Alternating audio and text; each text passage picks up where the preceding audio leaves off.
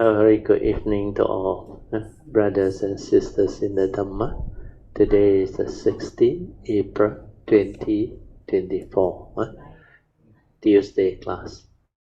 Let us compose our mind, develop the faith, Saddha, Virya, then mindfully we shall commence the Puja chanting.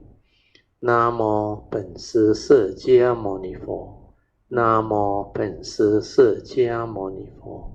南无本师释迦牟尼佛，南无观世音菩萨，南无观世音菩萨，南无观世音菩萨，南无阿弥陀佛，南无阿弥陀佛，南无阿弥陀佛，南无弥勒佛，南无弥勒佛，南无弥勒佛，南无普贤菩萨。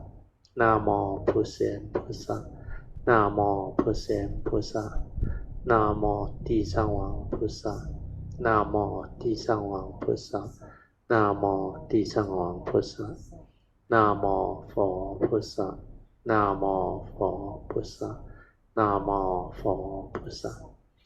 阿拉汉萨玛萨布多巴嘎哇。Buddhaṃ Bhagavaṃ Abhivādemi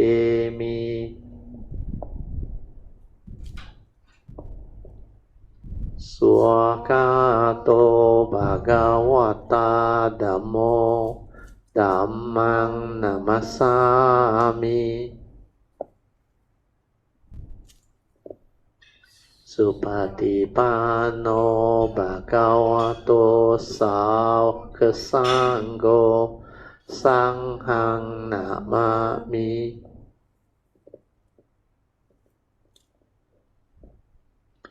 Namo Tassa Bhagavato Arahato Samma Sambuddhassa Namo Tassa Bhagavato Arahato Samma Sambuddhassa Namo Tassa Bhagavato Arahato Samma Sambuddhassa Buddhaṃ Saraṇaṃ Gacchāmi Dhammaṃ Saraṇaṃ Gacchāmi Sanghang Saraṇaṃ Gacchāmi Dutiyampi Buddhaṃ Saraṇaṃ Gacchāmi Dutiyampi Dhammaṃ Saraṇaṃ Gacchāmi Dutiyampi Sanghang Saraṇaṃ Gacchāmi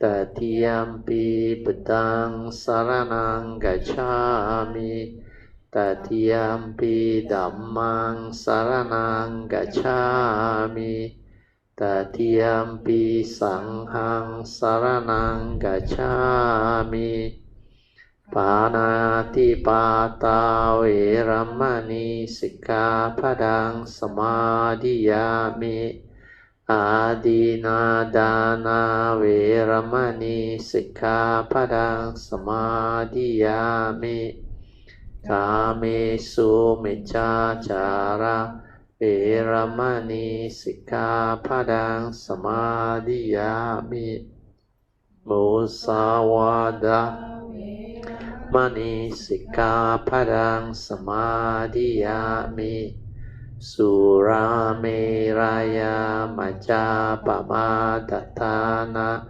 Veramani Sikkhapadang Samadhiyami. And to page 3 of the chanting book, we shall continue our puja chanting from Padipa Puja onward.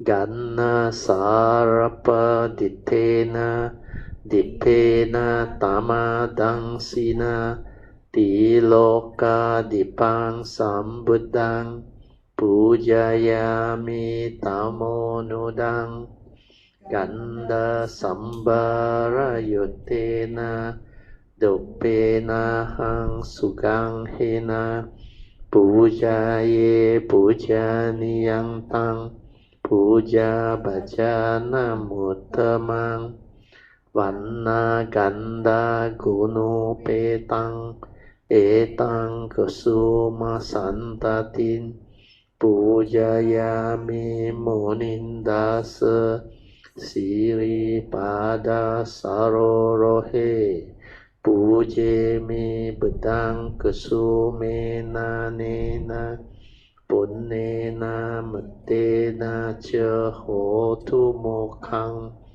Pupang Mila Yati Yata Idang Me Kayo Tata Yati Vinasa Bhavang Adivase Tuno Bante Paniyang Parika Pitang Anukampang Upadaya Patigan Hatu Muttamang Adivase Tuno Bante Pale Parika Pitang Anukampang Upadaya Patigan Hatu Muttamang Adivase Tuno Bante Bojanang Parika Pitang Anukampang Upadaya Patigan Hatu Muttamang.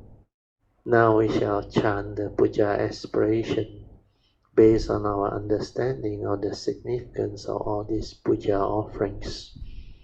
Significance of offering of light. May this offering of light to the Buddha brings forth the causes and conditions to illuminate our mind and help arise the needed clarity and understanding to dispel all darkness or ignorance therein. Significance of offering of water. May this offering of pure, clear, cool water lead us to the pure, clear Dhamma that cools and doses off the fires of all defilements within our mind. Significance of offering of incense. May our morality, virtue, and understanding shine forth far and wide, just like the fragrance of this incense, which we are offering to the Blessed One, who is perfect in wisdom and virtue. Significance of offering of fruits. May this offering of fruits remind us of the Dana Parami of generosity and the fruit of all karma, so that we will diligently strive on with heedfulness to attain the path and fruition as soon as possible. Significance of offering of flowers. May this constant offering of flowers to the Blessed One strengthen our faith and constantly remind us of the impermanence of this body, so that we will diligently and sincerely strive on to cultivate Sila, Samadhi, and Panya, leading to ultimate liberation, the born-free Nibbana. Making of overall aspiration. By the power of all these merits born of these offerings, may our spiritual faculties of Sada, Virya, Sati, Samadhi, and Panya be further strengthened until they become balas or powers. Sharing and transfer of merits to all beings. May these merits be shared and transferred to all beings without exception, especially to those who have the affinity and condition to receive them. Sadhu, sadhu, sadhu. Okay, let's pay respect to Puja. Buddhang Pujami. Dhammang Pujami. Sanghang Pujami. Remember the 4 support that you need to develop this awareness within. So awareness-based meditation need the 4 support. When you understand the first 3 support, it will help you a lot. It can transform your mundane thinking mind straight away to develop the awareness within. So instead of trying to force the mind to be quiet or peaceful, you should actually develop the understanding of how this awareness can be developed. So the first three support actually are mind state that will support you to develop this inner awareness. Then after that, maintaining the awareness is the second support. And after that, the third support is to stabilize this awareness that you have developed. So ability to be in a state of relax is the first support, relaxed body and mind.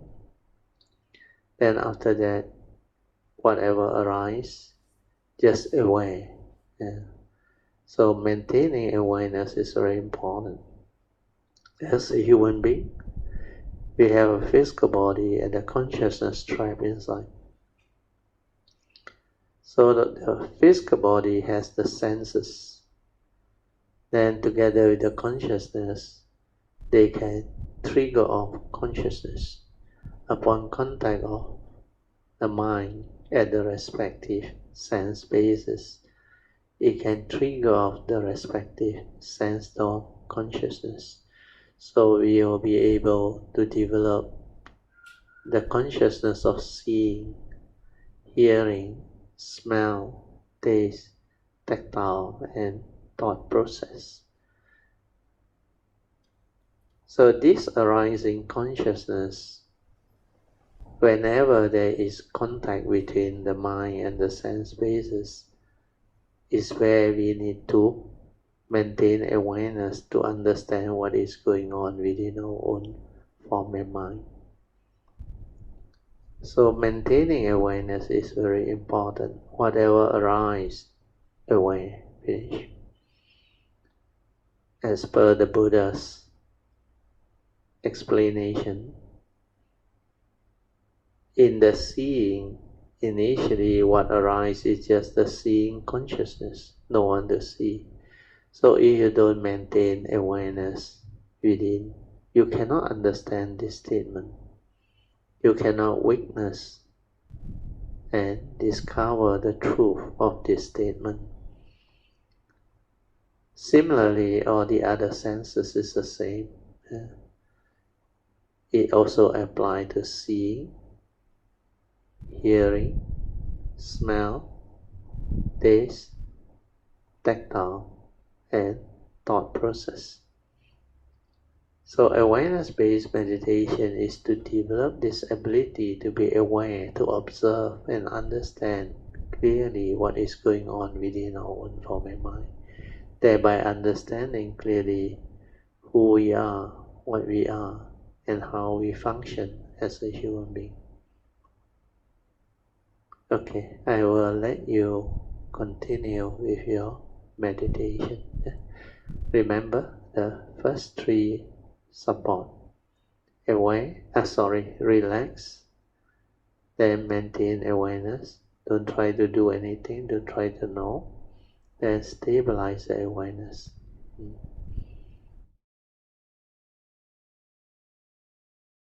Okay, you all can now slowly, mindfully come out of the meditation.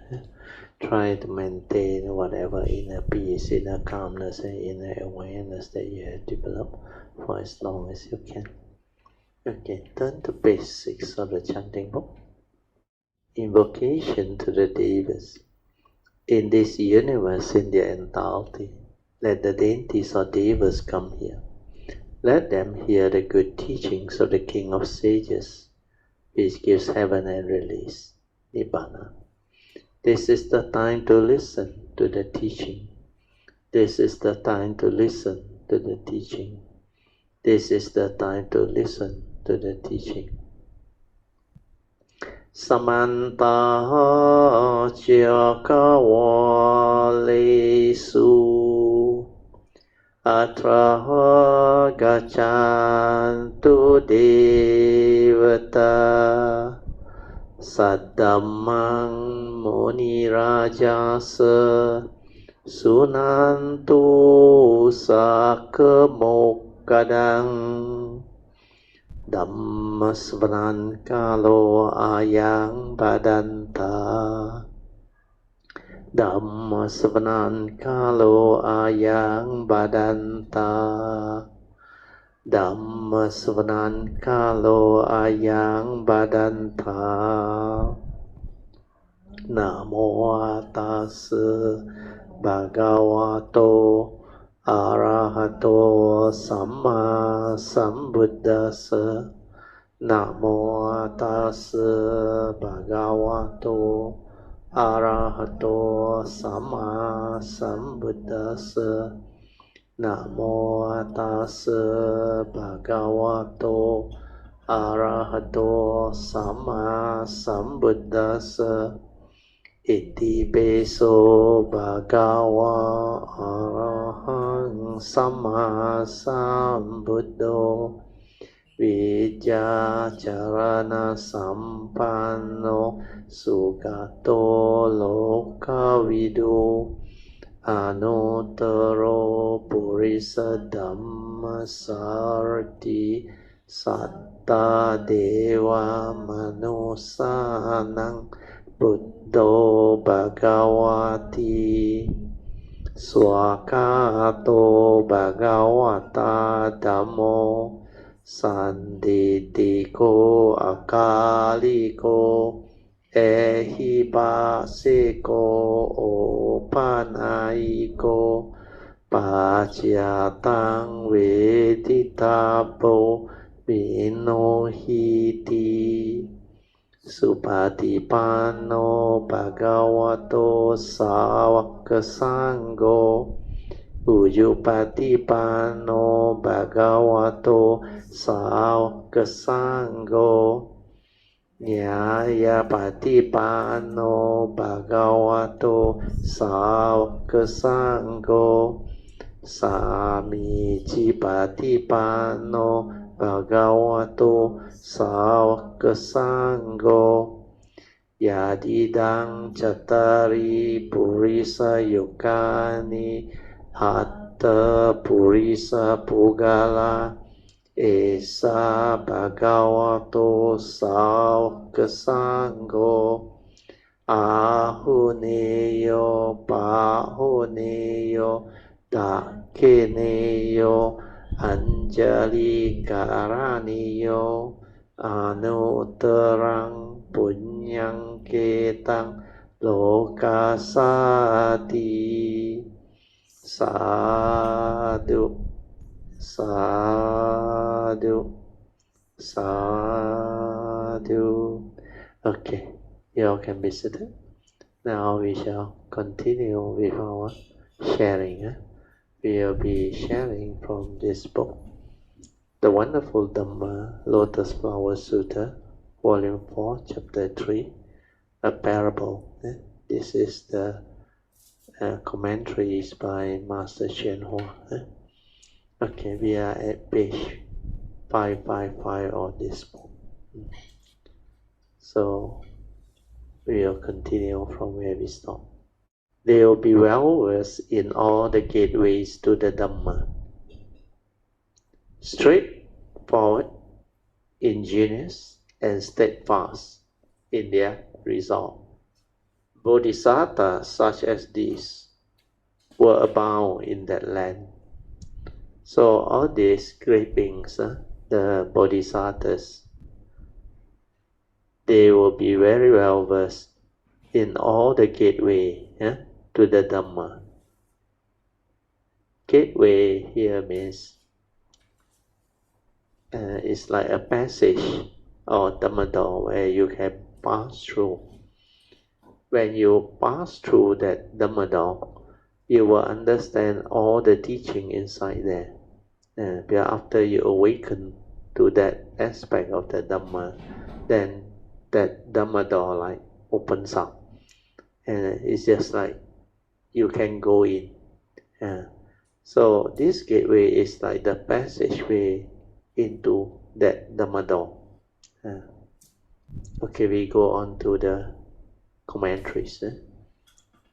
Commentary by Master Hsuan. These great bodhisattvas will know the access to all Dhamma. A gateway connotes a clear passageway leading to the ultimate reality of all phenomena. Their temperament, their qualities, their demeanor and behavior are straightforward and not deceptive. Being genuine, they are not false. They are truthful in all they do. They are unwavering in their commitments to the Buddha Dharma. They cannot be sidetracked. They will not retreat. Great bodhisattvas like these will be everywhere in the land of Tathagata flower radiance during the aeons called the grace with great treasure. So at that time means Sariputta Sasana, where he became the Sammasambuddha. He will be called the Tathagata flower radiance. So during that aeons, they call it the grace with great treasure, means a lot of great beings, bodhisattvas, exist at that time. Okay, move it up. See. Now we go to the next part of the sutta. So here the subheading is lifespan.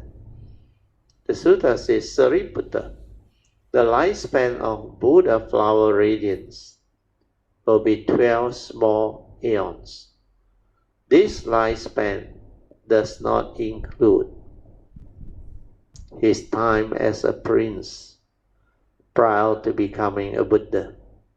The lifespan of the people in that land will be 8 small aeons. Then commentaries. Sakyamuni Buddha continued. He said, Sariputta, the lifespan of Buddha flower radiance will be 12 small aeons. This lifespan does not include his time as a prince prior to becoming a Buddha. What is meant by a small aeons? Here, according to Theravada tradition's teaching, it said every 100 years, the average human lifespan decreases by 1 year, and the average height decreases by 1 inch. So this one is based on what has been recorded. I think it's just a general average. Then he said, we are now in the period of decreasing. Means at that time when the Buddha was delivering this Lotus Flower Sutra, that era, he called it the era, the lifespan has decreased.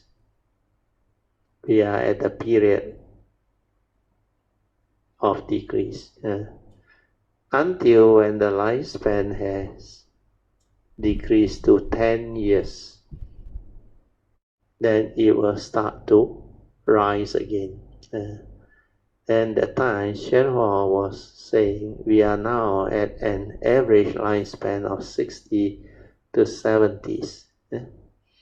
It will begin to increase again, continuing until the average lifespan reaches 84,000 years. So that one, I think, not easy to comprehend. Average lifespan can be so long, 84,000 years. Then this one is a definition. One period of increase and one period of decrease comprise a small aeon. So how long is 12 small aeon? You can take some time and figure it out. The lifespan of 12 small aeons does not include the time when he was prince before he became a Buddha. Then the sutta say the lifespan of the people in that land will be 8 small aeons. Then the sutta continue. After 12 small aeons, Tathagata flower radiant will confer upon Bodhisattva solid fullness, a prediction of Anuttara Samyak Sambodhi, and will announce to all bhikkhus. Bodhisattva's solid fullness shall next become a Buddha known as flowery feet, peaceful walking, Tathagata Arahat, Samyak Sambodhi, or Samyak Sambuddha, and his Buddha land will also be thus. Then the commentary, regarding the sutta part, after 12 small aeons, Tathagata flower radiance will confer upon Buddha's solid fullness, a prediction of Anuttara Samyak Sambodhi. Means he will give Bodhisattva solid fullness a prediction. Solid means firm, fullness means complete. What is firm? His resolve. What is complete? Also his resolve. What is his resolve? His resolve is to become a Sama Sambuddha. Since his resolve to be a Sama Sambuddha is complete, Tathagata flower radiance will give him a prediction of Anuttara Samyak Sambodhi, a prediction of Buddhahood, the unsurpassed, complete, perfect awakening. Tathagata flower radiance will confer the prediction and will announce to all the bhikkhus, or more broadly speaking, to the fourfold assembly of bhikkhus, bhikkhuni, upasaka, and upasikas, the following news. After I have entered Nirvana, Bodhisattva's solid fullness shall next become a Buddha known as flowery feet, peaceful walking, Tathagata Arahat Samyak Sambuddha, and his Buddha land will also be thus. Means his name will be flowery feet, peaceful walking, because when he walks, flower will spring up to support his feet, allowing him to walk very peacefully. Tathagata is the thus come one. Arahat is the one worthy of offering. Samyak Sambodhi is one of right and universal knowledge. His land will be just like the land of Tathagata flower radiance, with Vaidura as its ground, and 8 intersecting roads lined with rows of trees of the 7 treasures and 7 layers of nettings. And next part of the sutta say, Sariputta, when Buddha flower radiance has passed into Nirvana, his proper Dhamma shall remain in the world for 32 small aeons. His semblance Dhamma shall also remain in the world for 32 small aeons. Then we go to the commentary. So when the sutta says Sariputta, when Buddha flower radiance has passed into Nirvana, his proper Dhamma shall remain in the world for 32 small aeons. Means last very long. There are 3 Dhamma ages: the proper Dhamma age, the semblance Dhamma age, and the Dhamma ending age. During the proper Dhamma age, the Buddha's proper Dhamma dwell in the world. How long will Tathagata flower radiance proper Dhamma remain in the world? 32 small aeons. During this time, people will be vigorous in meditative samadhi. Then the next part of the sutta says, his semblance Dhamma shall also remain in the world for 32 small aeons, meaning during which people will be vigorous in building temple and Buddha images. Then the Dhamma ending age will follow the semblance Dhamma age. What is meant by Dhamma ending age? It means an era or age in which there is no more Dhamma. The Dhamma will have come to its final stage, like the tips of branches on a tree. So the proper Dhamma age can be likened to the roots of a tree, the semblance Dhamma age to the trunk, and the Dhamma ending age to the twigs, the tips of the branches. During the semblance Dhamma age, people will still create Buddha images. But during the Dhamma ending age, they will not even do that. What will they do? They will have a strong tendency to fight. You fight with me, I fight with you. Everybody will think only about fighting, think of fighting with one another. And the whole Dhamma will disappear. Without the wholesome Dhamma, the Buddha Dhamma will perish. Presently, there are words on the printed sutra pages. When the Dhamma ending age arrive, the word will disappear from the sutta. Why? The chemical warfare made possible by scientific progress will create pollution to the point that currently there is not a single place where the air is clean. The air is full of poison. So when people breathe it, if they do not get cancer, they come down with some other incurable disease. Therefore, during the Dhamma ending age, because of impure air, gradually the words of the sutta will be poisoned right off the paper. So this is based on Xuanhua's commentary. Then according to Xuanhua, Master Xuanhua, he predicts. He said the first sutta to disappear will be the Surangama Sutta, Leng Yan Jing. So in the West, our priority is to advocate the Surangama Sutta and investigate it. Why do we recite the Surangama Sutta or mantra every day during morning recitation? If there is no one in the world who can recite the Surangama mantra, the demons, the globins, can come to the world.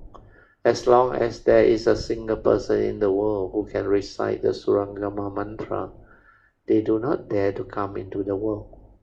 Also, the 42 hands and eyes work the same. So long as there is a single person who has mastered the all-encompassing Dhamma of 1,000 hands, not a single demon in the Trichelon Cosm will have the gall to appear in the world. So now our recitation of the Surangama mantra sustains the proper Dhamma age.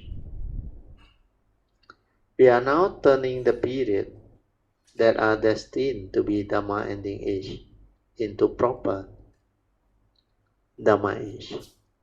I think the next part of the sutta will cover the reiterative verses. Verse about realization of Buddhahood, verse about formative practices, verse describing his time and the name of his eon, verse describing his land, verse describing the assembly, verse about the teaching of the Dhamma, verse about his lifespan, and verse describing the duration of his Dhamma, and the concluding praise. Okay, we'll continue.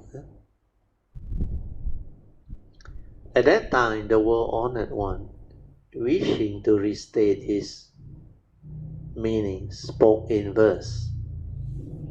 Sariputta, in a future age, shall become a Buddha, honored and all-wise, known as flower radiance, who will save countless multitudes.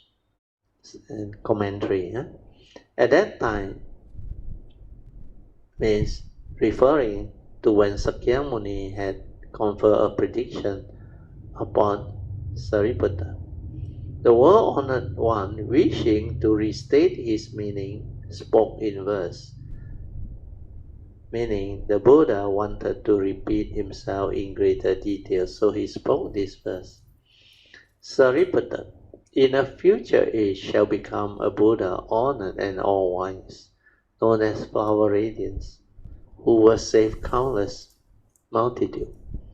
Means in the future, Sariputta will become a Sammasambuddha who will save all living beings and will be honored for his great wisdom. This Buddha's name will be Flower Radiance, and he will rescue countless, limitless living beings. Then we come to the next one, verse about formative practices. Having made offering to countless Buddha, and having perfected the Bodhisattva practices, the 10 powers and other merits, he shall realize supreme awakening. Commentaries. Means having made offering to countless Buddha, and having perfected all the Bodhisattva practices, the 10 powers and the other merits. Why will he become a Buddha? He will become a Buddha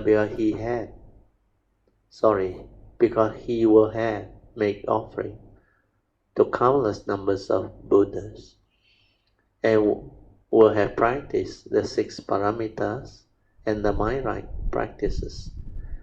These comprise the Bodhisattva path of benefiting oneself and benefiting others, awakening oneself and awakening others.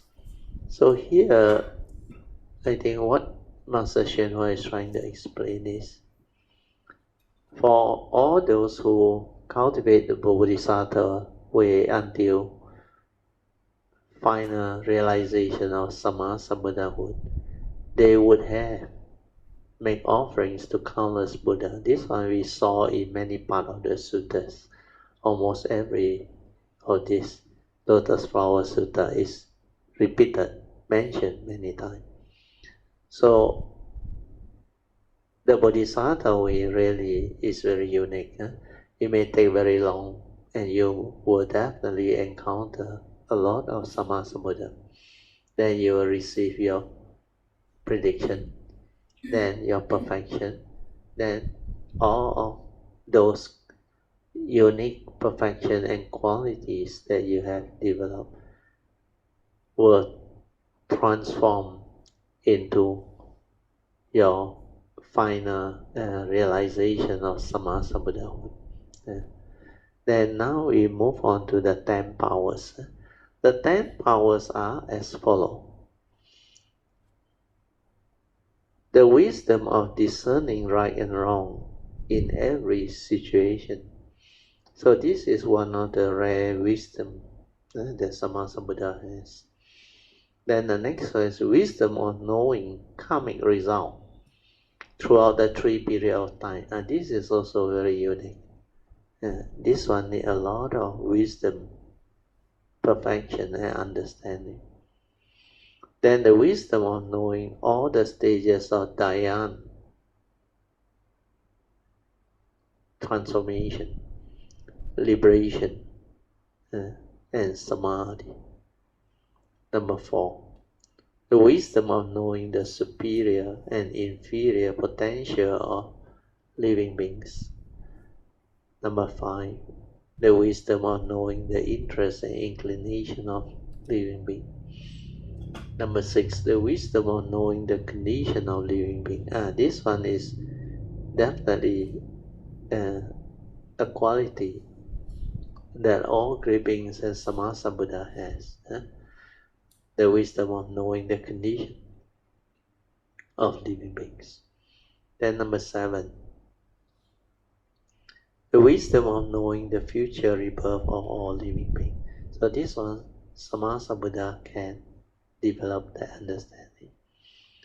Means by means of this wisdom, one knows that living beings who cultivate the 5 precepts and the 10 good deeds will be born in the heavens. One who knows that those who cultivate the Four Noble Truths will in the future realize the fruition of arahantship, while those who cultivate the dwelling or paticca samuppada of dependent arising or law of dependent origination will realize the fruit of Pajika Buddhas, and those who cultivate the 6 paramitas and the mind-right practice of the Bodhisattva way will eventually realize the fruition of Bodhisattvahood. Then number 8, the unobstructed wisdom of the heavenly eye that knows the future rebirth and death of living beings and their karmic reasons. Then number 9, the non-outflow wisdom of knowing past life. Number 10, the wisdom of knowing the permanent elimination of habitual tendency. See, this part, habitual tendency is very difficult to root out. But when you have developed the wisdom and perfection to a level of stability that enable you to have this understanding, then you can actually permanently root it out. They use the word permanently, permanent elimination of habitual tendency. Because Sariputta has perfected the above 10 merits, the merits of the 10 powers, and of various other Dhamma, including the 18 attributes unique to a Buddha, the Four Noble Truths, the dwellings of dependent origination, the 6 paramita, and the mind-right practices of the Bodhisattva way, he shall realize supreme awakening. Okay, then we go to the next part of the sutta. Verse describing his time and the name of his aeon. Following upon countless aeons of cultivation, his aeon shall be named grace with great treasure. Commentaries. Following upon countless aeons of cultivation and perfection, his aeon shall be called or named grace with great treasure. So after countless aeons has passed and Sariputta has become a Sammasambuddha, his aeon will be called grace with great treasure. Means a very unique era. Then next part of the sutta, verse describing his land. His world, called free from defilement, shall be pure and without flaw, with Vaidura as its ground. Its road shall be bordered with golden cords, multicolored trees made of the 7 treasures, and shall continually bloom and bear fruits. Commentaries. His world, called free from defilement, shall be pure and without flaw, means the world where he realizes Buddhahood will be called free from defilement. Why will it have that name? It's because his world will be extremely pure, clean, without any pollution. It will not have the slightest flaw, just like a piece of beautiful jet with no imperfection. Then with Vaidura as its ground, this road shall be bordered with golden cords, multicolored tree, made of 7 treasures, shall continuously bloom and bear fruits. Commentaries. The ground shall be made of blue gem Vaidura. The multicolored tree of the seven treasures may be a mixture of blue and white, a blend of red and yellow, and a combination of green and red. The combination of color will cause those who see this tree of seven treasures to bring forth the Bodhi resolve. Why are they so beautiful? They are beautiful so that when people see them, they bring forth the resolve, thinking, this place is so fine, I would better quickly cultivate so that I can come here. The tree of the seven treasures will always be in bloom and will constantly bear fruits. Then next part of the sutta, verse describing his assembly. The Bodhisattva in that land will always hold firm to their resolve. They will all have perfected the spiritual powers and paramitas. In the presence of countless Buddha, they will master the Bodhisattva path. Means Sariputta's future assembly, when he becomes a Samasa Buddha, will be very unique. Means these Bodhisattvas in that land, they will always hold firm to their resolve, and they will have all perfected the spiritual power and paramitas in the presence of countless Buddha that they come into contact with. They will master the Bodhisattva path, means they have all perfected their cultivation. Okay, commentary. The Bodhisattva in that land, free from defilement, whose aeon is called grace with treasure, great treasure, will always hold firm to their resolve. Means their resolve and their intention will be extremely resolute. All of them will have attained the three kinds of irreversibility. Irreversibility in position, irreversibility in mindfulness, and irreversibility in practice. So this is the part which I share with you all. When you are able to perfect yourself going through the Bodhisattva way cultivation, you have to go through the 5 stages of Bodhi mind development. So when you go through the first and the second, you are still not safe yet, in the sense that you can still fall back. So here, he said their resolve and their intention will be extremely resolved. Means all of them, those great beings, the Bodhisattva in the assembly, they will have attained the 3 kinds of irreversible. Here it means you won't fall back already. So the 3 types of irreversible, the first one is in position. Means you will not fall from that position anymore. But to do that, you must at least complete the stage 3 Bodhi mind development. Means you must cultivate until you have that Bodhi mind that can illuminate that nature. So when you reach that state, then you can have these 3 irreversible. First is irreversibility in position. Means from there on, you will not fall back anymore. Then irreversibility in mindfulness means you cannot lose track of your mindfulness, the awareness nature within.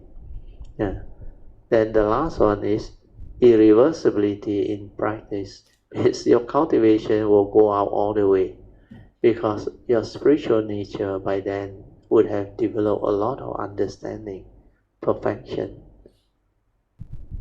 The stability of understanding is already so established until it's irreversible.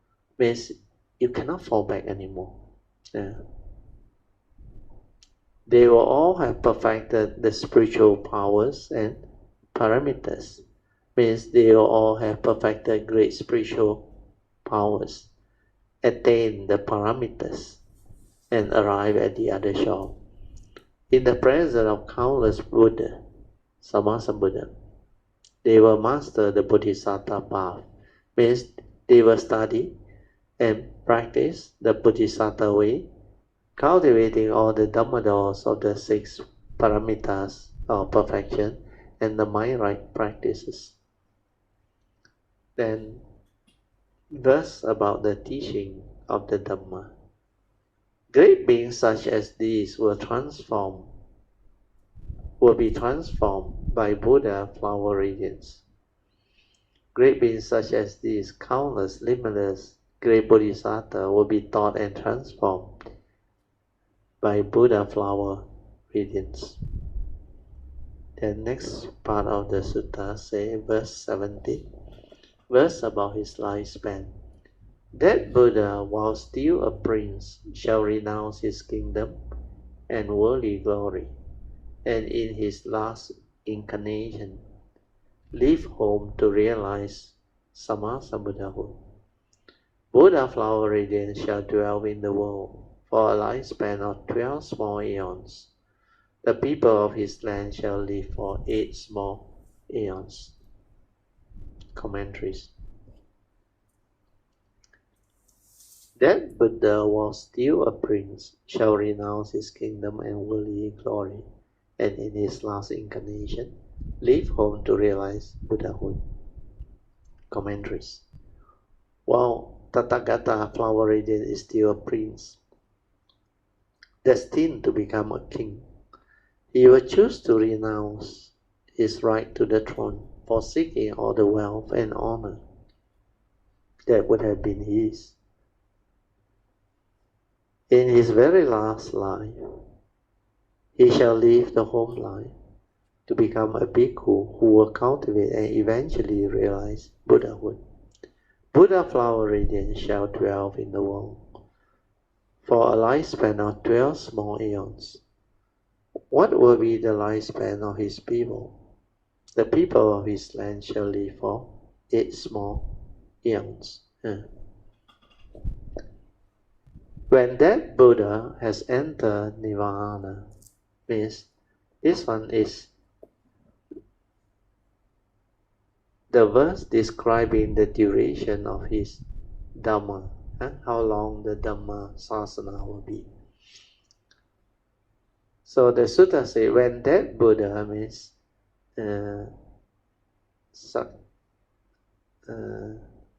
it means Sariputta, when he became a Sammasambuddha. When that Buddha had entered Parinibbana, actually not enter, realize Parinibbana, his proper Dhamma shall remain in the world for 32 small aeons, widely saving living beings. When the proper Dhamma comes to an end, semblant Dhamma shall last 32 aeons.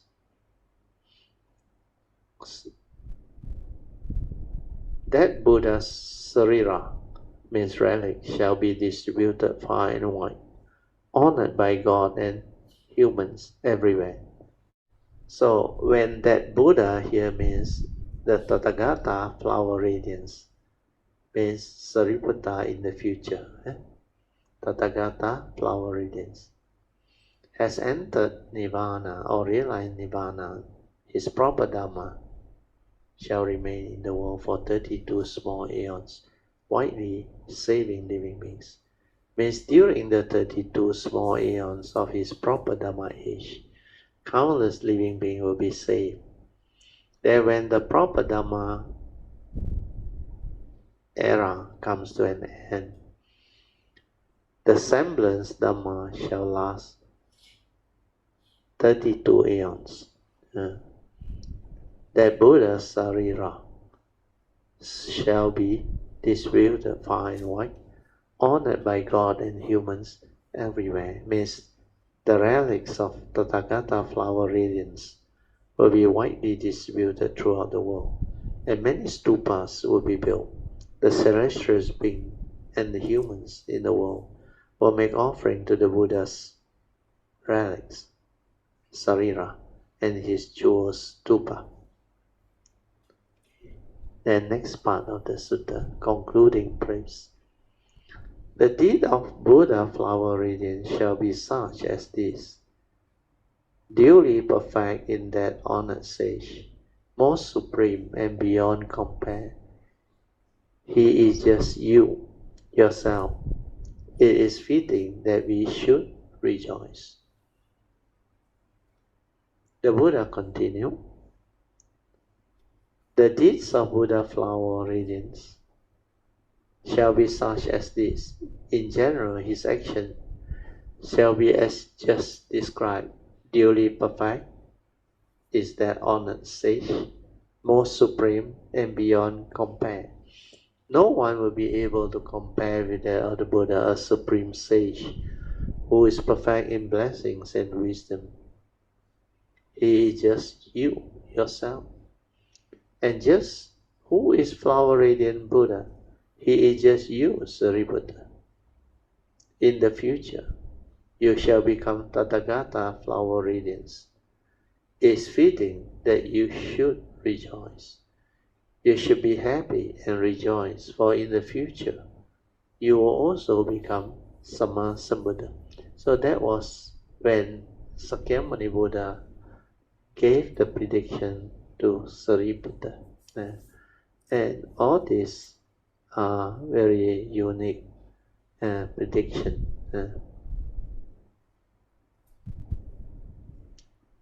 Oh, 9:30, I can continue a bit more. This part I think I will go through faster because it's just description, not much Dhamma for us to develop and share. Okay, the summary of it is, the next section is rejoicing of the fourfold assembly. Then we have the prose. Sutra compiler described the joy of the assembly, describing the offering. The assembly gains understanding. Then the next section is verses. Okay, now we continue with the Sutra compiler describe the joy of the assembly. At that time, the fourfold assembly of bhikkhu, bhikkhuni, upasika and upasaka and upasika, as well as the great multitude of gods, dragons, yaksha, gandharvas, asura, garudas, kimnaras, mahoragas, and so forth. Having seen Sariputta receive a prediction for Anuttara Samyak Sambodhi from the Buddha, rejoiced and became immeasurably happy. At that time, the commentaries means after Sakyamuni Buddha has bestowed a prediction upon Sariputta, the fourfold assembly of bhikkhus, men who have left the home life, bhikkhuni, women who have left the home life, upasikas are lay people, and upasaka are lay men, and upasika are lay women, as well as the great multitude of gods, demons, yakshas, means speedy ghosts who run very fast, gandharvas, music spirits of Saka, asuras, who have heavenly blessing but no heavenly virtue. Asura are sometimes included in the 3 upper rhymes, and at other times in the 4 lower rhymes. The 3 upper rhymes are those of the gods, humans, and asura. The 4 lower rhymes are the asura, the hell beings, the hungry ghosts, and the animal rhymes. Why are asuras categorized as belonging to the 4 lower rhymes? It is because they are festive in temperament. They are always trying to pick fight with others. it is because of their aggression that they are included among the 4 lower rhymes. So this one they call it the demon rhymes. I think demon also got 2 types. One is the aggressive one. So Asura may also live among humans in the hell, in the heavens, among the animals, and among the hungry ghosts. Asura are those who like to fight. No matter what kind of living being it is, if it likes to fight, it is an Asura. Okay. Then they go on to describe Garudas. Garudas are great golden winged pink birds that have a wingspan of 300 yojanas. With a single flap of their wing, they can dry up the entire ocean and then open their mouth and slurp up the dragons there as if eating noodles. Since their bodies are huge, their beaks are big as well. So they can swallow dragons just like we eat noodles. The Kinnaras, like the Gandharvas, are music spirits of Sakka. And the Mahoragas are big serpents. When the Buddha taught the Dhamma, 8 groups of spiritual beings came to listen, and so forth. Indicate that the multitude is introduced in a general way.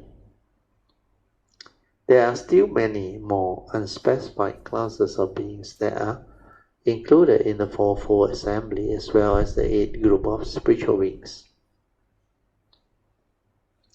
The assembly, having seen Sariputta receive a prediction of Anuttara Samyak Sambodhi from the Buddha, rejoiced and became immeasurably happy. Means the great assembly saw Sariputta receive a prediction of his future Buddhahood, the state of unsurpassed, complete, perfect awakening as Tathagata flower radiance. When they heard that the greatly wise Sariputta would become a Buddha in the future, they were ecstatic. They might even have jumped for joy. So that is how they rejoice. Then next part, describing the offering. Each removed his upper garment and presented it as an offering to the Buddha. The Sakras and the Brahmans, together with countless other gods, also make the offering of wonderful heavenly garments, heavenly Mandarava flowers and Maha Mandarava flowers to the Buddha. Each removed their upper garment and presented it as an offering to the Buddha. Means each of them removed their valuable upper garment and presented it as an offering to the Buddha. According to Indian custom, bhikkhus are supposed to uphold the precepts of having 3 and only 3 robes in their possession. What are the 3? One is the Sangati, also called the Patriarch robe or the primary robe, which has 25 long pieces and 108 patches. There are also the 7-piece robe and the 5-piece robe. These are the 3 robes monastic own. They can have no more than that.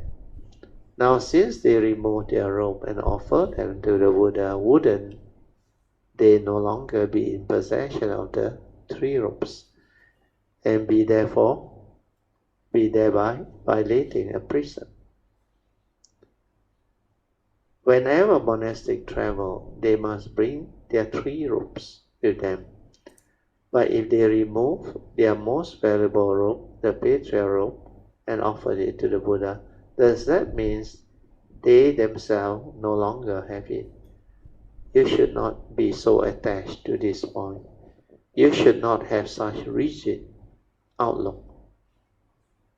For example, It could have been that some people offer robes to the bhikkhu, who then, having too many robes, offered the new robes to the Buddha. This is one interpretation. Other, perhaps, some bhikkhu had passed away and had entrusted their clothing to others, who took this happy occasion to offer that clothing to the Buddha. There are a lot of ways you could explain this. So lay people, of course, can always give their valuables, clothing, as they please. Upper garment can refer to the clothes they wear on the upper part of their body, or it can be referred to as the finest, most expensive garment. Then the sakras and the brahmas, together with countless other gods, also make offering of wonderful heavenly garment, heavenly mandarava flowers and maha mandarava flowers to the Buddha. Sakka, also known as Indra, is the lord of the heaven of the 33 Devas. A Brahma is a lord in the great Brahmarine or heaven. They and innumerable other gods offered the Buddha the wonderful clothing of the god, white flower and large white flowers. They also offered the Buddha Manjusaka and Mahamanjusaka flowers, which are red flowers and large red flowers. Then next one. Okay, we just go through. The heavenly garment they have sent, drifting down, remain suspended in air, wailing on their own. All at once, a billion kinds of heavenly musical instruments began to play in unison in space, as the heavenly flowers rain down from the sky. Commentaries. The heavenly garment they have sent drifting down, remaining suspended in space, wailing on their own, means the heavenly garment offered by all these gods trail about in space. All at once, a billion kinds of heavenly music instruments began to play in unison in space, as the heavenly flower rained down from the sky. Commentaries. This flower was scattered by the gods. Oh, that is just an explanation. Huh? Okay, I think we stop here. Okay, I'll mark this page. The assembly uttered his word. Okay.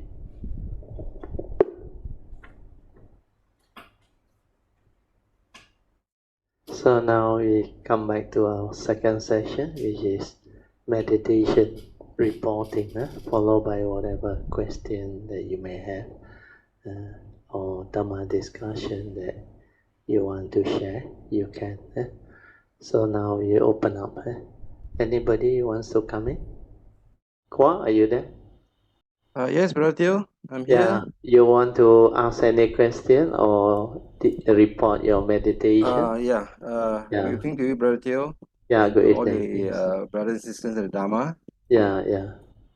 I would say I'm proud to say that I think I've totally abandoned my thought base, my force Oh, that's very good. meditation. Yeah, Is it?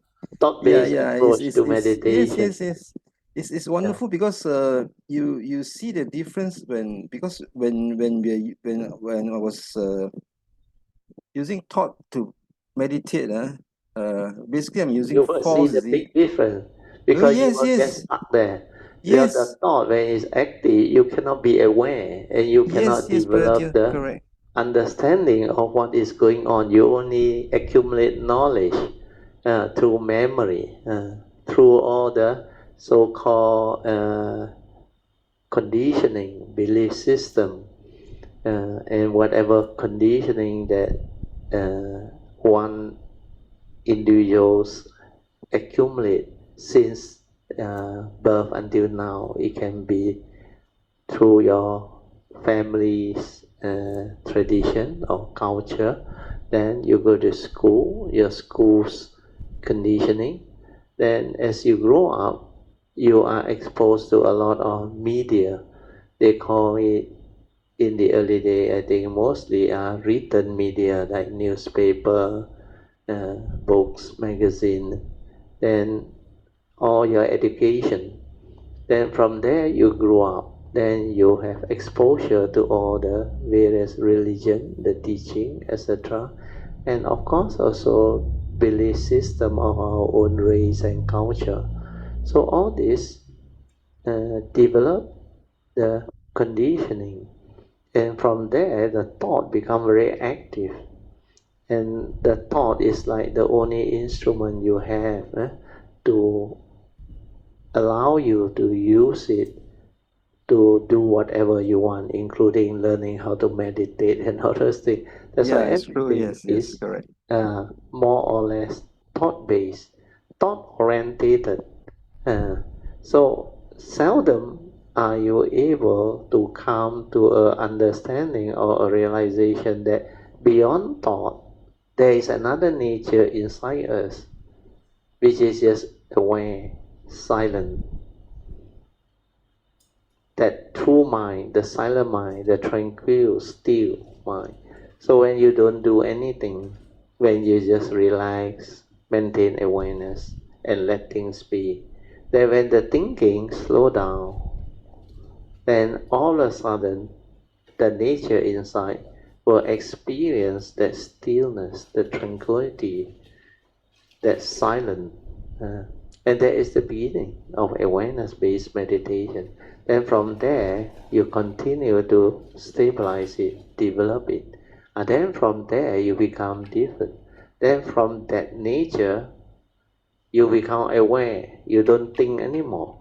Then you can see all the movement, the activity, the conditioning, how you become conditioned into those reactive mind state. How the views, the opinion, the conditioning, the duality, they have power over you and cause you to do a lot of funny things in life.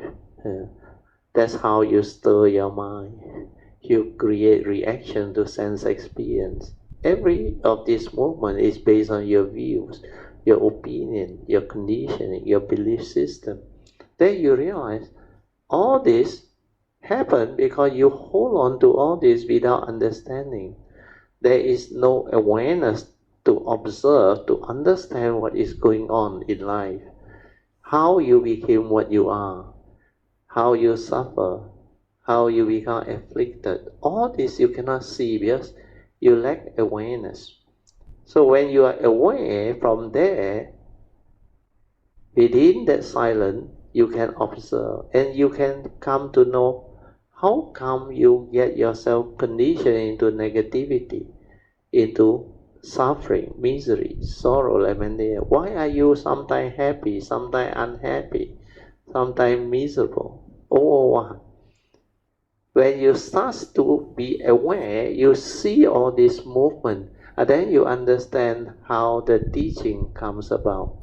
How through awareness you develop understanding of who you are, what you are, and how you function as a human being. How your mundane mind actually create all this karmic process, karmic activity, and through the nature's law, how it hit back at living beings, and how all this karmic repercussion, how they manifest and create suffering and misery for living beings. And then the teaching become more and more clear. You start to see the activity of the three evil roots, how they make you evil, where they are called evil roots of all evil. They will make you evil.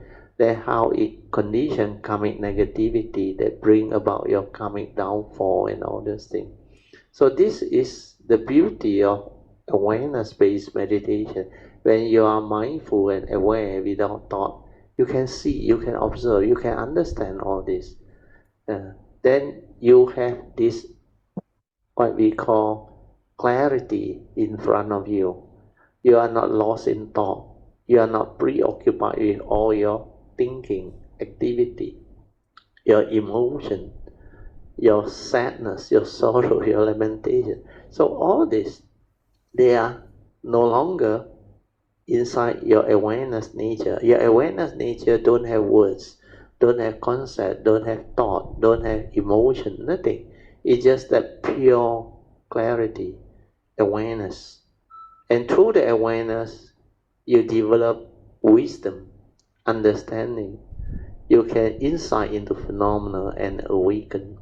That's why that silent mind that observes, see, and awaken through the direct seeing, understand things differently. That one trigger of wisdom, understanding. And when you develop all those understanding through the silent mind that observe and insight into phenomena, then you start to understand the teaching very clearly. And then that wisdom prevents you from being deluded, from being deceived by the phenomenal world of consciousness and form. Then all your wrong view, your negativity of action, speech, and thought, you start to develop the understanding of them. Then from there, you develop the cultivation, the purification process. Then all the teaching become like suddenly fall into place, very clear. Starting with the four right effort, then later on developing into the contemplative wisdom.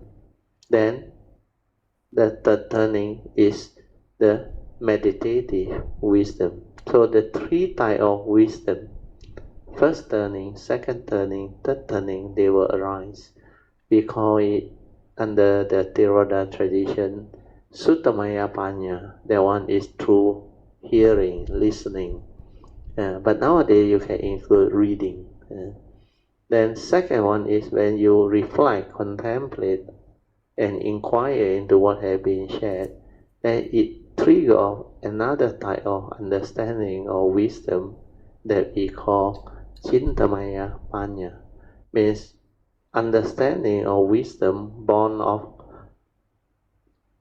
constant contemplation and reflection and inquiry. Means with the silent mind, with a creative mind, we observe, we inquire, we contemplate, we reflect. Then suddenly we awaken to all those understanding as we develop the second turning movement. Then after that, you silence your mind to develop mindfulness to meditate. And that is the third turning. Bhavana Maya Panya, wisdom born of Bhavana, the meditative training, means you cultivate the four foundations of mindfulness, starting with Kayanupassana or whatever object of meditation that you are familiar with, to train your mind, to anchor your mind, to develop mindfulness first. So mindfulness once developed, the awareness nature will surface. So once you are mindful, aware without thought, you will become different. You will start to have the clarity of understanding that there are two minds. Then you start to use the awareness more and more. And you will start to see the danger of arising the thought heedlessly. Means creating unnecessary heedless thinking that make a person heedless. Then when you see this clearly, then you determine to be heedful, no longer heedless. Means you determine to train the mind to be aware, to be silent, to be tranquil, to be still, and use it to develop wisdom, understanding, or stability of it to meditate. So this is what awareness-based meditation is. So when you see the big difference, you will go all out and cultivate it. Then, Yeah, it's true. then you will understand the beauty of not being trapped in thought-based activity. But you must remember one more point. We live in a conditioned world. We need to use thought. Yeah. Because thought is neither good or evil, like I always say. It is the user of thought. When you develop the Dhamma understanding and the wisdom, and you are not deluded by all this so-called delusion created by thought, via Sakaya deity, then you become different. That thought become your friend. That's why in the Noble Eightfold Path, we have right view leading to right thought. You must develop that right view. Then only you know how to use thought. Then only you know how to arise the appropriate right thought, right speech, right action, and right livelihood to live life. So to live life, we need to use thought. Then we need to communicate with people. We need to use our senses to develop understanding, to arise the appropriate right speech, right thought, and right action to live life. We need to develop all this understanding so that we can become a real human being. We are no longer the heedless that create negativity and unnecessary conflict, argument, war, and division among society, among humanity. So all this understanding will unfold when you develop more and more stability of the awareness-based meditation. Then you start to have a completely different understanding of life. Then you know how to live life. Especially with awareness, you can see and put to test all the teaching that you have learned from the Buddha's teaching. Means the Four Noble Truths is three turning, and all the essential Dhamma that spin off from there. One by one, they will fall into place, and you will develop the understanding. Very good. Okay, you so continue. I'm fully aware of all this, the process, the understanding that, but it's a matter of how I persevere to do it, Brother Teo. Yeah. It's a matter of putting it into cultivation and stabilize the understanding. Yeah. But like you always say, like you don't push it, is it? It's just correct. When the time comes, it comes to you. Yes, I am aware that Mr. Brother Teo, I'm fully aware. Sadhu. Very good. Sadhu. Nice to hear that. Sadhu. And one more thing I realized is that the tension when I was doing the thought base, the tension on the top of your head is no more, is it? There's no more tension very there. good. Sadhu. The deeper of tension disappeared, is it? Yeah, maybe because in the way like the thought-based one, they develop a lot of thought energy there. Yeah, because you bring about a good condition. Now you listen, Quah. Yeah. Wherever the so-called meditator or cultivator, wherever you focus your mind, you actually build up energy there. That's why they have tension, they have stress. Yes. But for us, we don't build up energy there. We don't pay attention there. Understand? We just relax. Yes. Then we maintain awareness. Means we stay with the awareness nature. Then that thought that will create energy movement has no power to come in to create that thing. And the problem with those thought-based one is they cannot be aware on their own because they are so heedless. They have been using thought for so long and so rampantly. This thought continuously proliferate and keep on coming out because with the senses and their conditioning since birth until now, they cannot live life without thought.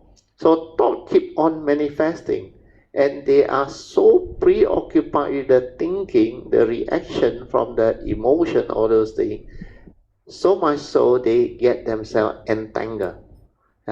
Means they are lost in thought, preoccupied with all the thinking, and they give meaning to everything that they come to perceive. whether through their seeing consciousness, hearing consciousness, smell, taste, tactile, or thought. Even the words, the book they read, the paper, the media, everything condition them.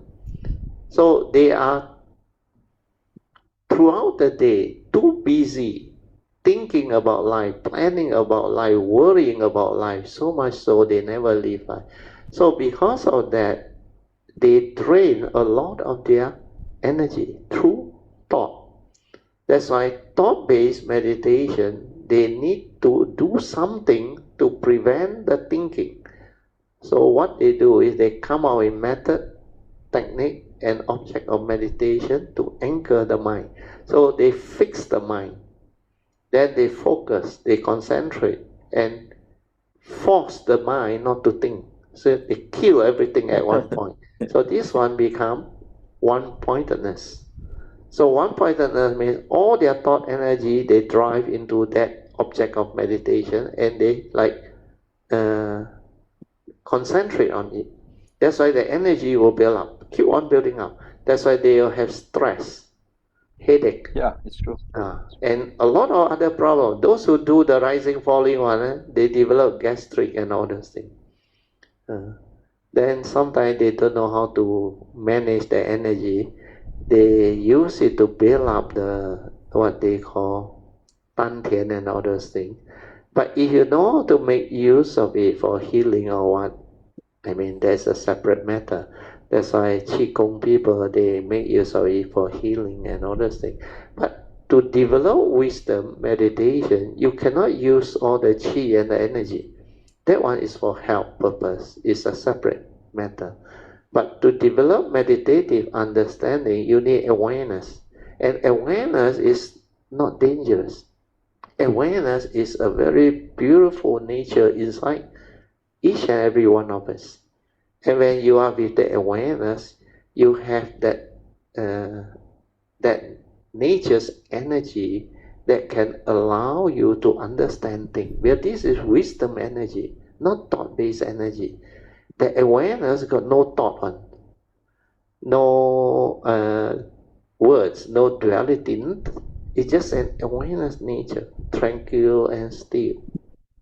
It's just that. But from there, it creates thinking. It creates the manifestation of thought process, the emotion, everything. That's why we call it the magician. It's like create magic to delude us. Like the magician, sometimes we call them illusionists. Create illusion for living being to grasp, to cling, to hold.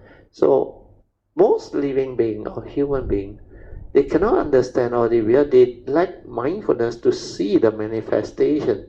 To them, it's like so real. Everything is like so tangible, so real, so beautiful, so meaningful.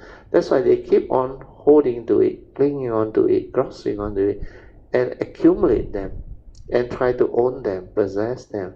Then create duality to argue, to enter into conflict and all those things. So this is how awareness-based meditation separates from the thought-based meditation. The thought-based meditation can never understand all this that the awareness-based meditation cultivator develop. So for you, when you start to understand all this and experience it firsthand, when you do the awareness-based, your tension, your stress, your problem gone. As long as you don't think, all these problems no more. That's why the Buddha said, all these are sankhara activity. Means our mental activity, our thinking, our mental states, our emotion, our views, opinion, conditioning, belief. Everything that we accumulate, everything that the mind can do is called sankhara. That's why the Buddha says, sabbe sankhara anicca. All sankhara are impermanent. They come, they go. They come, they go. They arise, they pass away.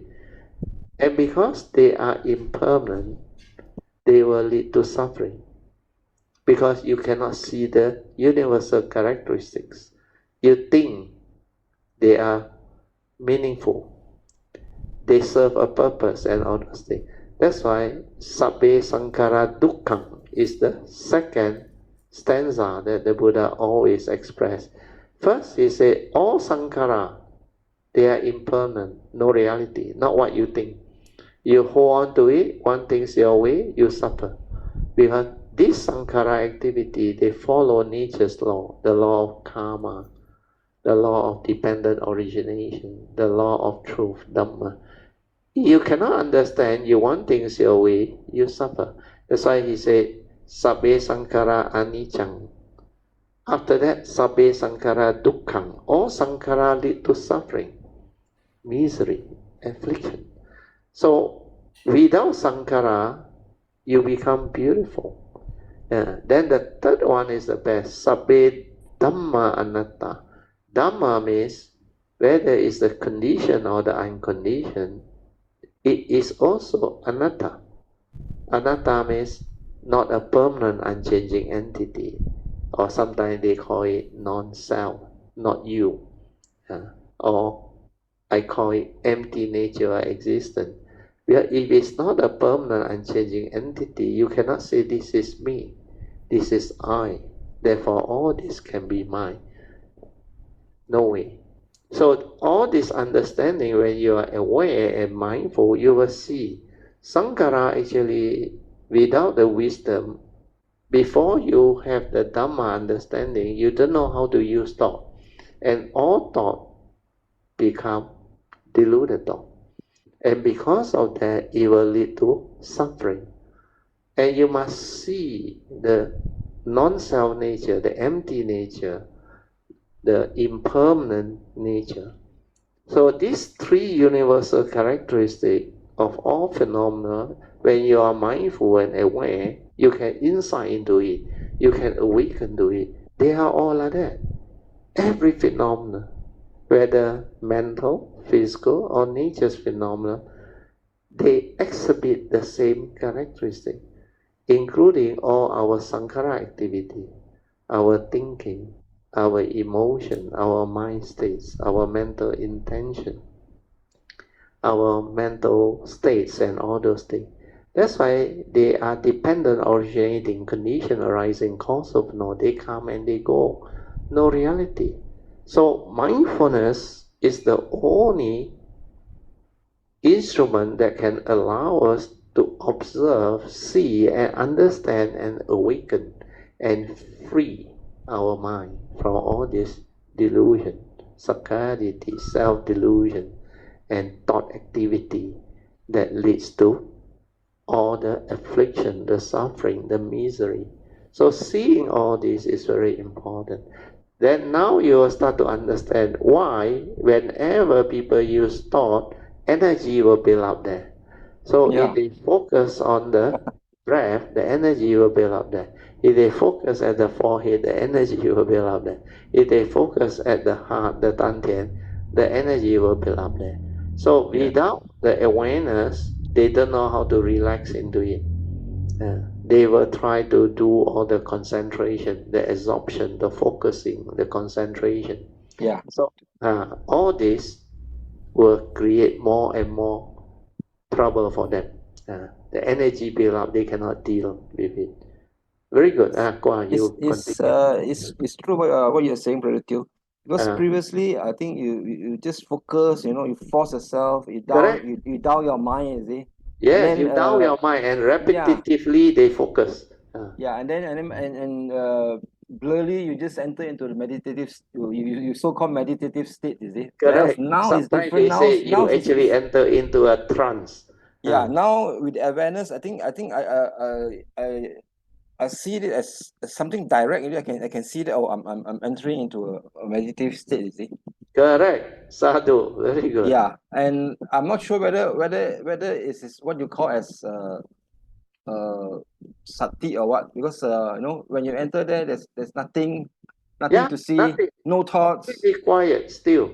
But I mean, you initially you do have maybe like graphic pictures playing around, but after that, there's nothing there. Movement is the natural activity of a calm mind. That's why sometimes they say you can, from that quietness or that calm state, because without thought activity, that piti will arise, means that tranquility of mind.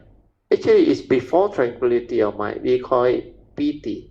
Piti is a type of calmness, a joy, a spiritual joy or calmness. So when piti arises, it will create that image thing, like you mentioned. They sometimes call it, there's a name one, they call it, what you call it again? Got color on it. Nimitta. So this, like nimitta, they will appear one. Sometimes colorful and all those things. But don't worry, when they appear, be aware of it. That's it. Initially, you want to understand it, you can play with it if you want to. Because once you play with it, you will get absorbed into it. Then it will make you feel very good, very calm, very still. So this piti is a very good mind state actually. It's also one of the enlightenment factor. The 7 factors of enlightenment. First, the Buddha said you must develop sati, mindfulness. Then when you have sati, is the first factor of enlightenment. Means without sati, you cannot be heedful. And the heedless are as if dead. So the teaching starts from there. You need to train your mind to be aware first, mindful. So once you have that mindfulness, awareness, then it can observe. It can investigate into Dhamma, into everything. So when the Dhamma stand up to investigation, then the 3rd factor of enlightenment will arise. You will develop the faith in the teaching. Then when you have the faith, it will drive you to cultivate. That's why from sati, you develop the 2nd factor of enlightenment, which is Dhamma investigate. It can allow you to observe, to understand, to investigate into the Dhamma, to check whether what the Buddha has taught us is the truth or not. Can be Dhammapada verses 1, 2, or whatever. Then all of his sharing regarding the 3 evil roots, the spiritual faculty, the mental hindrance, all this you can investigate into it and put it to test. Then it will stand up to investigation. Then you realize this is beautiful. This teaching is really, really beautiful and unique. Then because of that, your faith becomes very strong. From the faith, it drives you to cultivate. That energy that come out, that drive you to cultivate, to remain tentatively aware, that is virya, the 3rd enlightenment factor. So virya is a spiritual tenacity or spiritual zeal, Z-E-A-L, that wants to drive you to cultivate on. So when this spiritual zeal is there, you will go and train your mind and stabilize that sati. Then you experience the quiet mind, which is piti. Then you realize this spiritual joy, they call it spiritual joy, the initial calmness, the spiritual peace or joy or calmness, where the mind becomes very quiet, then it settles down. And then this nimitta, the color, the movement, they will appear. Then when they appear, most of the cultivator, first time they realize it or experience it, they feel very good because it's a calm state, the initial calm state. But they don't know what this thing is. So they continue to actually absorb into it, then develop the what they call concentration. Then from piti, it becomes blissful, sukhang. Then they absorb into it and become very blissful. The mind goes through that bliss. There they will debate already. Once you go into sukhang, it will end up with one-pointedness already. Well, these are jhanic factor. Jhanic factor got 5. The initial application of thought, vitaka. You apply your thought on the object of meditation. Means like the thought based on, they focus, they concentrate, or they repeat. So they apply the thought there, stay there. Then the next one is vichara, sustain thought. They sustain it. After apply, they sustain it. Then they experience piti actually. Then sukhang, the fourth jhanic factor. When they hit sukhang, they will go for one-pointedness, equanimity. So this one-pointedness or equanimity, so-called equanimity, is actually thought-induced. So the thought-induced equanimity is not the real equanimity enlightenment factor, where that one is without wisdom. So this jhanic factor, applied thought, sustained thought, piti, sukhang, and ekagata lead to jhana, a lot of energy build up on concentration. That's why once they go there, they debate already. But for awareness-based cultivator, you do not go there. You stay at piti, then you continue to relax into it. What they did, the other side thought based on it, they don't know how to relax into it. They don't know how to maintain awareness. That's why they cannot progress beyond piti. After piti, they will go into what they call sukhang, blissfulness. Then they will go into concentration, one-pointedness, energy field. They will build up. Then they go into jhanic state and all those things. Whereas cultivator, the way that develops sati, mindfulness and awareness, they will continue to relax when they experience piti. Relax, maintain awareness. Then this might become very quiet. Then after a while, even the nimitta all disappear. Where these are sankhara activity, the silent activity movement that still continue to move before you develop the silent mind. So the silent mind or the passaddhi, tranquility of mind, stillness of mind, the fifth enlightenment factor, can only arise when your piti, the fourth enlightenment factor, that one become like very relaxed, quiet, and still. Then you will develop what we call passaddhi. Passaddhi is the true mind, the tranquility of mind, the stillness of mind, the silent mind, without thought, without movement. That one is very important. If you don't hit that one, it will go to thought base. It can never stay at awareness base. So when that passaddhi arises, that is the silent mind, the true mind. I use that to meditate. Then stabilize that passaddhi until it becomes samadhi. Samadhi. So samadhi is not jhana. The two words are different. So samadhi is collectedness of mind. The mind that is a free mind, that is aware without thought, has stabilized and become collected, unwavering. Collected, unwavering, but it's a free mind. It's not a mind in concentration or absorption. It's a free mind that stabilized through wisdom and understanding. That is the big difference. So once you can do that, you will progress faster. But the thing is, Brother Teo, during that stage, you realize that it's absorbing you, it's sucking you in, is it? Correct. It will draw you. Never mind. It draw me in, but experience it. Don't be afraid of it. I couldn't stay long. You see, there's no. You say, come on. I'll just. Okay. You listen. You listen. Yeah. Okay. When you are near that state of passaddhi, this is what happened. The thought behind will surface. Because from that nature to the thinking is very near. That's why your verbalization, come out. Oh, this is your mundane mind, the thought telling you inside there. That's why they are very near. You must continue to relax and maintain awareness. I mean, don't try to know, don't try to do it. Don't try to even arise a thought or let the thought tell you anything. It's like when you know that it's drawing you into concentration already, because you are aware. Understand? When you are aware, you must remember to relax into it. Once you relax into it, the absorption, that thing that want to pull you in, cannot do anything.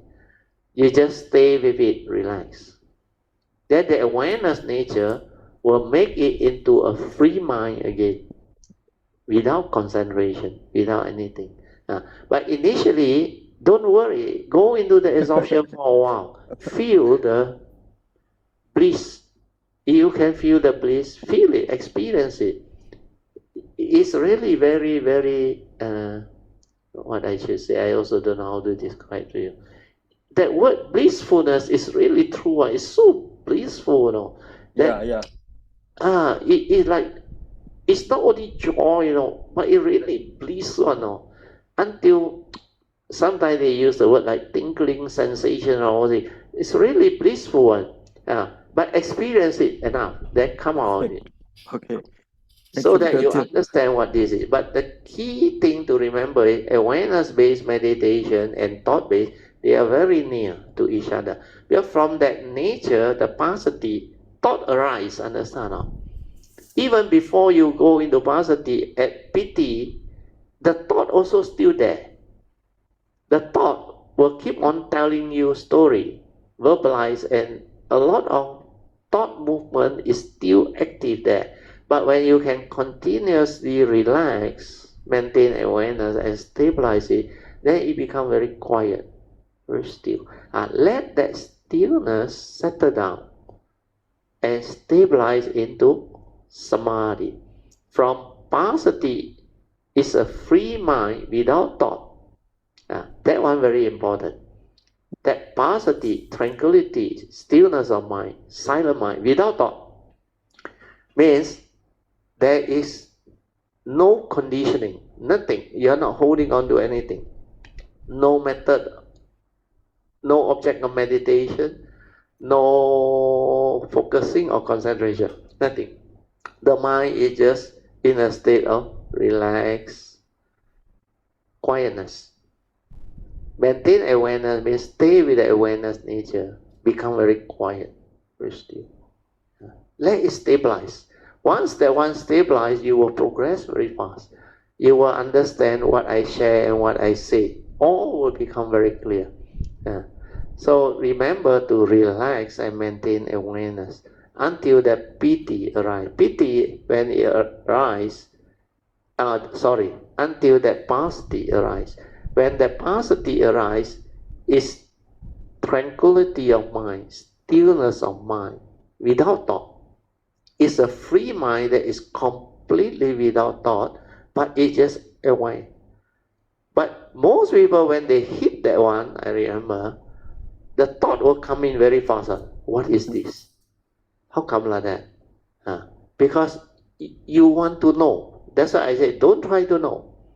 The one that want to know is the thought. So you stay with the awareness nature, relax into it and silent, and continuously relax and maintain the ability to be aware inside until the mind enters sati. When the mind enters sati, the person doing it, they will know, they will understand. Then after that, all your activity and movement, they are like magnified. Your slightest adjustment to your posture or your physical phenomena or activity, your mindfulness and awareness will detect it one. And it like magnify until like small movement become like magnify until very big movement. But in actual fact, it is still the same very subtle and small movement. But because of your awareness, the sati, the mind has entered sati, it becomes sensitive. It like magnify the thing. It can like show it to you very clearly. This whole activity and more means all your specific phenomena awareness with that phenomena, they will move with your awareness. Means your awareness and the phenomena move as one. That is body and mind as one. That is mind and the sati. Then that time, all your kaya activity, movement, physical activity, physical phenomena, they are like in tandem with your mindfulness. Your mindfulness and the activity move as one. Then that time, throughout the day you are mindful, aware. Like no more thought, hardly any thought. Unless you want to use thought to live life, the thought won't arise on. Then most of the time you are just mindful, aware of the phenomena. No thought. You become very quiet, very still. That is the progress that will manifest for cultivator of the way to understand the big difference.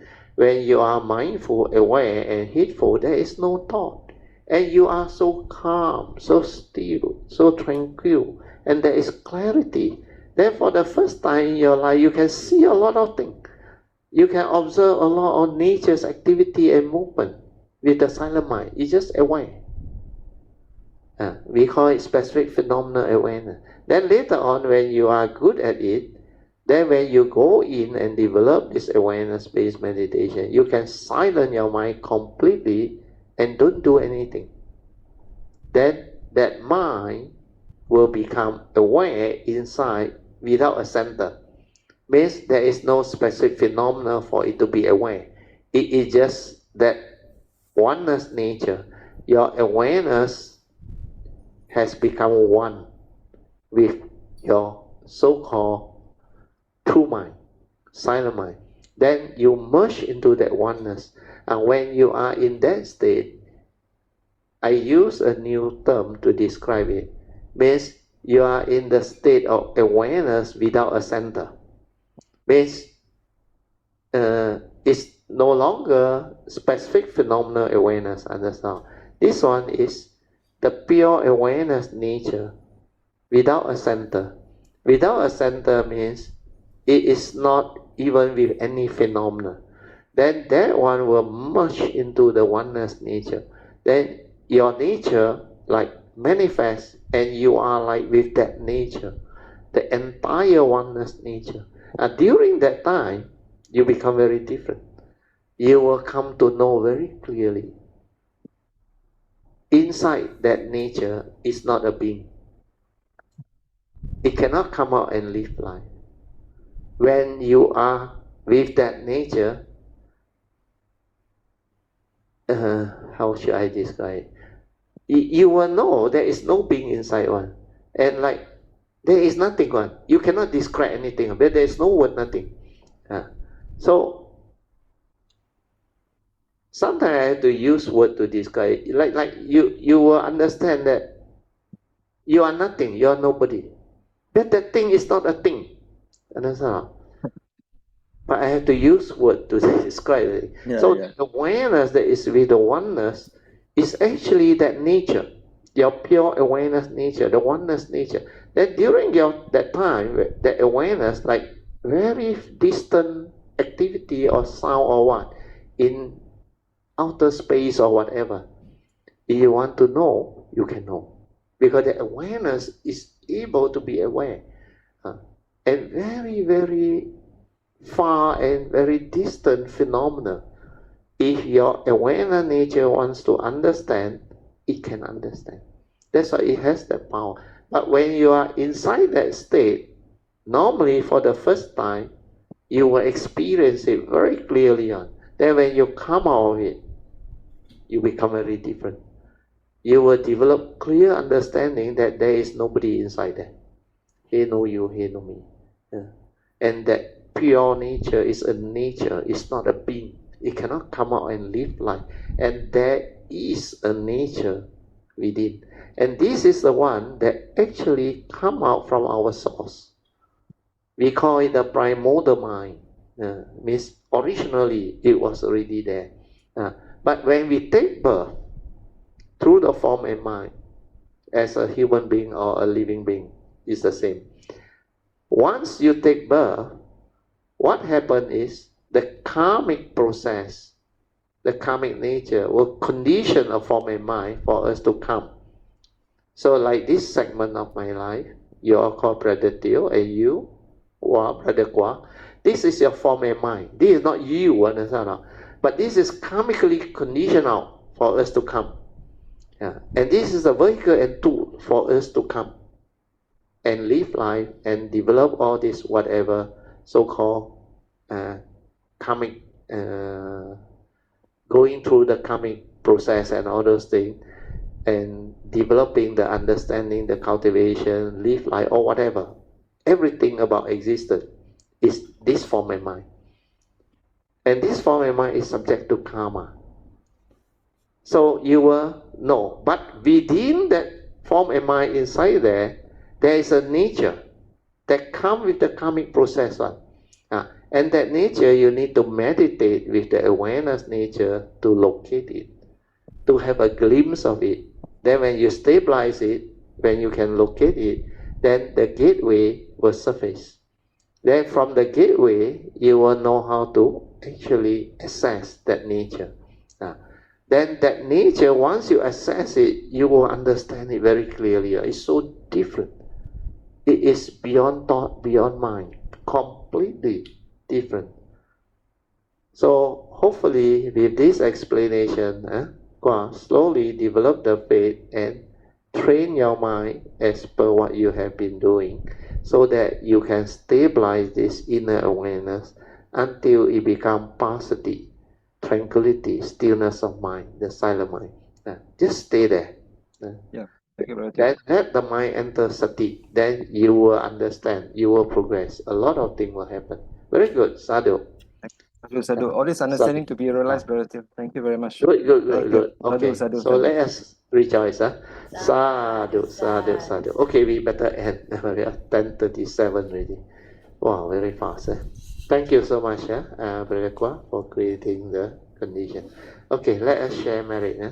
Akasata ca Bhumata Devanaga Mahindika Punyang Tang Anumoditwa Chirang Rakantu Loka Sasana Itta Vata Jamehi Sampadan Punya Sampadan Sabbe Deva Anumodantu Sabba Sampati Siddhya Idang me nyatidang hotu Sukhita hontu nyatayo Idang me nyatidang hotu Sukhita hontu nyatayo Idang me nyatidang hotu Sukhita hontu nyatayo Devo asatakalena Sasa sampati hetu ca Vito bhavatu loko ca Raja bhavatu dhammiko Imena punyang kamena Mame bala samagamo Satang samagamo hotu Yawa nivana patiya Sadhu Sadhu. Okay, you can all now pay respect mindfully to Lord Buddha, Guanyin Bodhisattva, and all the worthy ones. Then we end. Sadhu.